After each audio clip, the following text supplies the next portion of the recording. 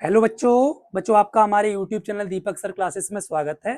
बच्चों आज की क्लास में एक्सरसाइज 8.2 का क्वेश्चन नंबर हम 1 to 4 करेंगे। ठीक है, तो पहले क्वेश्चन नंबर 1 करते हैं। एक बार क्वेश्चन को रीड कर लो, है ना। क्वेश्चन रीड करो, क्या कह रहा है, आपको 20th एंड nth टर्म निकालनी है इस जीपी की। ठीक है, अच्छा, जीपी का जो जनरल फॉर्मूला बताया था an इक्वल टू ARn-1, है ना। इंट्रोडक्शन वीडियो में समझाया भी था जीपी के बारे में, आपको पता होगा, है ना। जीपी का मतलब होता है कि दो कॉन्जिक्यूटिव टर्म्स का रेशियो सेम होना चाहिए। जैसे मैं एग्जांपल के तौर पे शॉर्ट में बता देता हूँ। जैसे ये देखो, ये A2/A1 का जो रेशियो 2 आएगा और A3/A2 का भी तो 2 ही आएगा, समझ रहे हो। तो जीपी के लिए क्या होता है, रेशियो सेम होना चाहिए दो कॉन्जिक्यूटिव टर्म का। ठीक है, चलो अब आपको 20th और nth टर्म निकालनी है इस जीपी की। तो सुनो, यहाँ पे a जो है 5/2 है। अच्छा, ये जीपी है तो रेशियो सेम ही होगा। जब जीपी में कह रखा है तो आर निकाल लेते हैं, यानी ए टू डिवाइडेड बाई A1, है ना। A2 डिवाइडेड बाई A1 मतलब 5/4। डिवाइड वाला उल्टा हो जाता है, आपको ये तो पता होगा, और साइन मल्टीप्लाई में कन्वर्ट हो जाता है, यानी 1/2 आया। और कॉमन रेशियो जो होता है उसे आर से डिनोट करते हैं, बताया गया था। ठीक है, ठीक है, चलो अब सुनो, 20th टर्म और nth टर्म निकालनी है। तो A20 जो होगा ना, AR19 होगा। जब इसमें रखोगे ना n की जगह तो एक कम हो जाता है, n-1 है ना, तो AR19, AR रहमान नहीं कह रहा हूँ, AR19 कह रहा हूँ, समझ रहे हो। चलो देखो, a की वैल्यू 5/2, r की वैल्यू 1/2 है, की पावर 19। ठीक, 5/2।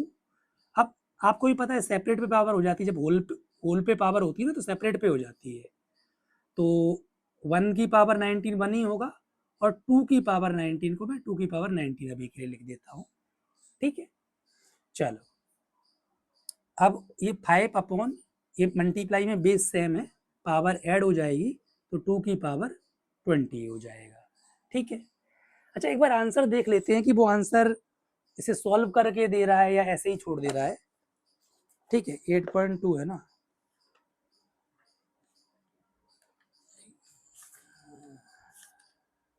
ऐसे ही छोड़ रहा है। हाँ वैसे भी आप सोचो ना, 2 की पावर 20 बहुत ज्यादा हो जाएगा सॉल्व करने में भी। तो सीधी सी बात है, A20 आपका ये होगा। ठीक है, और nth टर्म भी निकालनी है। तो देखो nth टर्म तो इसी में यही रहेगा, मतलब n की जगह तो n ही रहेगा। ARn-1, ए आपका कितना है 5/2, और r जो है r आपका 1/2 है। ठीक, 1/2 की पावर n-1। ठीक है, तो ज्यादा से ज्यादा देखो, ये भी छोड़ सकते हो, या ज्यादा से ज्यादा ये है कि सेपरेट पे जब पावर चढ़ाओगे तो बात समझना, 1 की पावर तो कुछ भी करोगे तो वो 1 ही आना है, और ये 2 की पावर n-1 हो जाएगा, है ना। ये तो 5 अपॉन बेस सेम है, पावर ऐड हो जाएगी, ये रूल पता होगा, यानी 1 प्लस ये, तो 1 प्लस n-1, तो ये इससे कैंसिल हो जाएगा, यानी 2 की पावर n।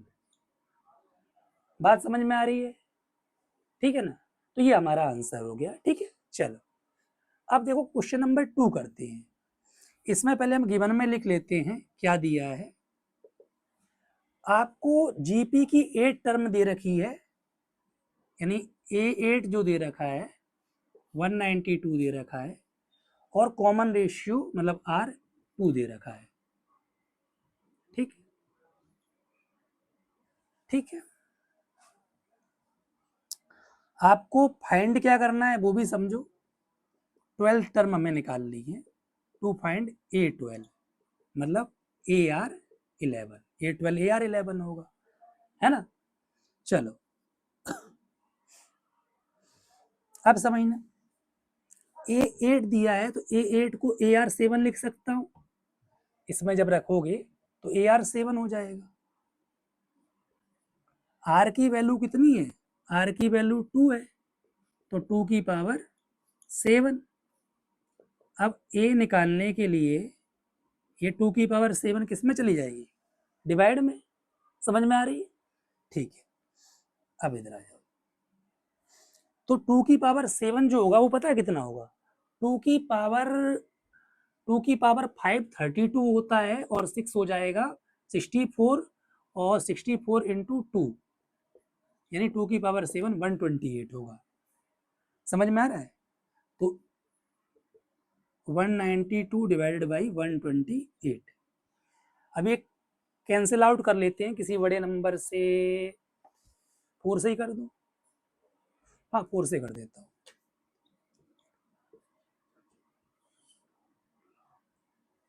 ठीक, 16 से हो जाएगा 16, 3/2 आ जाएगा, है ना, यानी ए की वैल्यू आ गई 3/2। ठीक है, ए की वैल्यू कितनी आ गई, 3/2। आर आपको पता ही है ना, आर आपको पता है। तो मेरा मेन काम तो हो गया, मुझे दिक्कत यही थी कि ए नहीं पता था, तो मैंने ए फाइंड आउट कर लिया। A12 निकालने के लिए AR11 चाहिए, तो आर दिया था लेकिन ए नहीं पता था, तो अब ए निकाल लिया। Now A12 equal to AR11 मतलब 3/2। आर हमारा कितना है, आर हमारा 2 है, 2 की पावर 11। ठीक, अच्छा 3/2, ये 2 की पावर 11, समझ में आ रहा है? ये डिवाइड में बेस सेम है, पावर सब्ट्रैक्ट होगी, ये रूल बताया गया था। तो 2 की पावर ये ऊपर हो जाएगा 2 की पावर 10, है ना, तो ऐसे ही छोड़ सकते हो। समझ में आया? इस पे पावर 1 होगी ना, जिसकी पावर कुछ नहीं तो 1 होती है। और डिवाइड में एक रूल होता है कि जब बेस सेम हो तो पावर सब्ट्रैक्ट होती है, ध्यान रखना। ऐसे 5 की पावर 4 है अपॉन 5 की पावर 3 है, तो ये रूल कहता है कि जब डिवाइड में बेस सेम हो, एक्सपोनेंट का रूल है, तो पावर सब्ट्रैक्ट होगी, और मल्टीप्लाई में जब बेस सेम हो तो पावर ऐड होती है। जैसे 5 की पावर 3 है और मल्टीप्लाई में बेस सेम है, पावर ऐड कर दो, 3 + 2 5। बातें समझ में आ रही हैं? ठीक है, देख लो इसको, फिर मैं इरेज करके आगे क्वेश्चन नंबर 3 कराता हूँ। ठीक है, देख लो एक बार। अब question number 3rd and 4th करेंगे। ठीक है, क्वेश्चन नंबर देखो 3rd को एक बार पहले रीड करो। आपसे क्या रखा है, 5th 8th और 11th टर्म जो है जीपी की वो पी क्यू एस रिस्पेक्टिवली है, मतलब 5th टर्म पी है, 8th टर्म क्यू है, और 11th टर्म कितनी है, एस है। तो लिख लेते हैं, गिवन में A5 P, A8 Q, A11 S। जो शो करना है वो ऐसा कुछ शो करना है, चलो करते हैं। देखो A5 को मैं लिख सकता हूँ AR4, जीपी में है ना, तो एक कम हो जाता है, ये तो पता होगा। एन की जगह जब 5 रखोगे तो AR4 हो जाएगा। ऐसे ही ये AR7 इक्वल टू क्यू हो जाएगा, और AR10 इक्वल टू एस हो जाएगा। बात समझ में आ रही है? ये कुछ शो करना है। ठीक है, तो पहले हम LHS उठा लेते हैं, LHS RHS दोनों इक्वल ला देंगे। समझ में आ रहा है? तो P इंटू एस है LHS, sorry LHS P into S नहीं है, वो तो RHS है आपका P इंटू एस। चलो तो RHS ही उठा लो, RHS उठाया यानी P इंटू एस, मतलब P की वैल्यू AR4 इंटू एस की वैल्यू AR10। अब सॉल्व करोगे, मल्टीप्लाई में बेस सेम है, पावर ऐड होती है, ए की पावर 2, 1 और 1 होगी तो 2 हो जाएगी, और आर की पावर 14 हो जाएगी। समझ में आ रहा है? RHS ये आ गया हमारा, ये RHS है, राइट हैंड साइड, ये लेफ्ट हैंड साइड। ठीक है, अब LHS लेके देखते हैं। LHS है हमारा Q²। ठीक, Q² का मतलब Q की वैल्यू AR7 है, इसका होल स्क्वायर। तो आपको पता है ये ऐसे, जब ये तो रूल पता होगा कि जैसे मल्टीप्लाई में होल, दो चीज मल्टीप्लाई में होल स्क्वायर है तो सेपरेट पे पावर होती है ना, ये रूल था एक्सपोनेंट का। तो वैसे ही ए की पावर 2 हो जाएगी और r की पावर 7 2 जा 14, r की पावर 14 हो जाएगी। तो देखो LHS RHS के इक्वल है, ठीक, तो LHS इक्वल टू RHS, ठीक, hence Q square equal to PS। Q square किसके इक्वल है? PS के इक्वल है। समझ में आया? ठीक है, अब क्वेश्चन नंबर 4 करते हैं। क्वेश्चन नंबर 4 को समझना क्या कह रहा है। जीपी की जो 4th टर्म है ना, वो square of its second term, 4 term जो है वो सेकेंड टर्म के स्क्वायर के इक्वल है, is square of its second term, ठीक, and the first term is -3, यानी a -3, ठीक है, ये गिवन में है। आपको 7th टर्म निकालनी है, ठीक, टू फाइंड A7 मतलब AR6, ये फाइंड आउट करना है, ठीक है, करते हैं। देखो A4 दिया है तो इसे AR3 लिख सकते हैं और A2 को AR, एक कम हो जाता है ना, ठीक, जैसा दिया था मैं उसमें रख ले रहा हूं, ठीक। अब AR3 A square R square, दोनों का होल स्क्वायर खुल जाएगा। इतनी चीज समझ में आ रही है? देखो ध्यान सुनो, एक ए से एक कैंसिल भाई हो जाएगी, एक आ, ये देखो समझो, एक ए से एक बची तो इधर एक ए बची, ठीक, ये R3 है तो ये R2 है, R2 ने इसे काट दिया तो R बचा। बात समझ में आ गई होगी। तो R इक्वल टू ए आ गया और ए की वैल्यू -3 है, यानी R इक्वल टू हो गया -3। सारी बातें छोड़ो, तो R भी हमें हमारे पास आ गया। आपको 7 टर्म निकालनी है तो 7 टर्म के लिए A और R ही चाहिए। नाउ इधर आ जाओ, now A7 equal to AR6, ये चीज तो समझ में आ गई होगी। क्यों?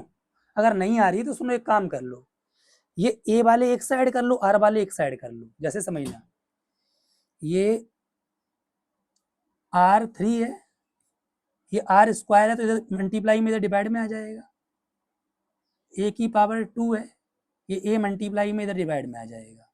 अब तो समझ में आ रहा है, डिवाइड में बेस से हमें पावर सब्ट्रैक्ट हो जाएगी, R बचेगी, ठीक है, ये तो वही बात बनी ना घुमा फिरा के, ठीक है। तो वो जो ऐसे समझना है वो तुम्हारी मर्जी है, ठीक है, जैसे भी समझना चाहो।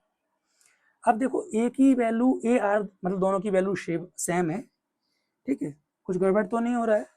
गड़बड़ ये हो रहा है कि नहीं ठीक है, R-3 है तो ए भी आर और ए की वैल्यू सेम है, ठीक है, मैंने वैल्यू रख दी। देखो इतना समझ में आता है, मल्टीप्लाई देखो, मल्टीप्लाई में बेस सेम है, पावर ऐड हो जाएगी, इसकी पावर 1 तो होगी, तो -3 की पावर 7 हो जाएगी। अब जो भी आएगा वो माइनस में आएगा। कैसे पता मुझे? मैं जादूगर हूँ? नहीं, सुनो, मुझे ऐसे पता कि जब भी नेगेटिव की पावर ऑड होती है तो आंसर नेगेटिव का आता है, और इवन होती है तो पॉजिटिव का आता है। तो इसका मतलब ये चीज क्लियर होगी कि माइनस का आएगा। अब कैलकुलेट करना ये बाकी ये है कि 3 की पावर 7 कितना होता है। तो देखो 3 3 जा, देखो 3 3 जा 9, 3 जा 27, 3 जा 81, 3 जा 9 3 27, 3 जा 81, 81 3 जा 243, यानी 243 हो गया है हमारा 3 की पावर 5। ध्यान समझना, 3 की पावर 5 जो है वो 243 है, ठीक। अब 243 इंटू 3 कर लेते हैं, तो ये 3 की पावर 6 आ जाएगा, 729, ये 3 की पावर 6 आया, एक बार और 3 से मल्टीप्लाई कर दो, अभी 3 की पावर 7 आ जाएगा, 2187, यानी 3 की पावर 7 जो होता है 2187, यानी अब लैंग्वेज में लिख दोगे हैंस या therefore the 7th term of the GP is ये। समझ में आ गया? ठीक है, तो आसान है क्वेश्चंस, कोई टफ नहीं है, कैलकुलेशन बेस्ड है, तो ठीक है, देख लो फिर हम आगे बढ़ते हैं।